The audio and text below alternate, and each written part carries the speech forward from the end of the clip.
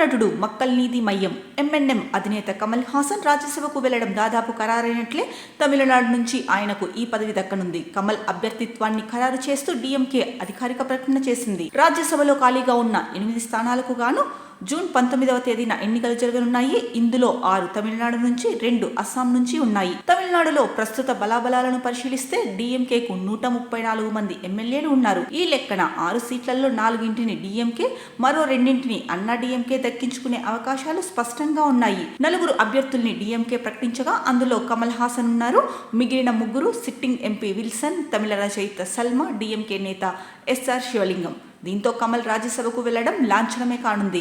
ఇక 2018 ఫిబ్రవరి 1వ తేదీన కమల్ హాసన్ ఎంఎన్ఎం పార్టీని మదురైలో స్థాపించారు. అప్పటి నుంచి ఏ ఎన్నికల్లోనూ ఆ పార్టీ ప్రభావం చూపెట్టలేకపోయింది. 2019 సార్వత్రిక ఎన్నికల్లో ఆయన పార్టీ పోటీ చేసినప్పటికీ ఆశించిన ఫలితం సాధించలేకపోయింది. అయితే ఓటు షేర్ మాత్రం 3.72% దక్కించుకుంది. మరీ ముఖ్యంగా చెన్నై, కోయంబత్తూరు, మదురైలో భారీగా ఓట్లు పడ్డాయి. అయితే గ్రామీణ ప్రాంతాల్లో మాత్రం ఆ పార్టీ అభ్యర్థులు డిపాజిట్లు కోల్పోయారు. ఇక 2021 అసెంబ్లీ ఎన్నికల్లోనూ పోటీ చేసిన ఒక్క సీటు గెలవలేకపోయింది.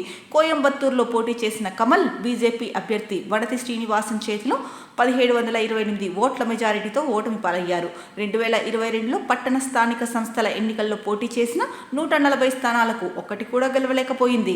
ఇక 2024 లోక్సభ ఎన్నికల సమయంలో ఇండియా కూటమికి కమల్ పార్టీ ఎంఎన్ఎం మద్దతు ప్రకటించి ప్రచారం చేసిన సంగతి తెలిసిందే. ఆ సమయంలో డీఎంకే, ఎంఎన్ఎం మధ్య ఓ ఒప్పందం కుదిరినట్లు తమిళ మీడియాలో కథనాలు వచ్చాయి. లోక్సభ ఎన్నికల్లో పోటీ చేయడమా లేదంటే రాజ్యసభకు వెళ్లడమా అనే చాయిస్ కమల్ కు డీఎంకే ఇచ్చినట్లు తెలుస్తోంది. ఈ క్రమంలో ఆయన రాజ్యసభకే మొగ్గు చూపినట్లు ఆ వార్తా కథనాల సారాంశం.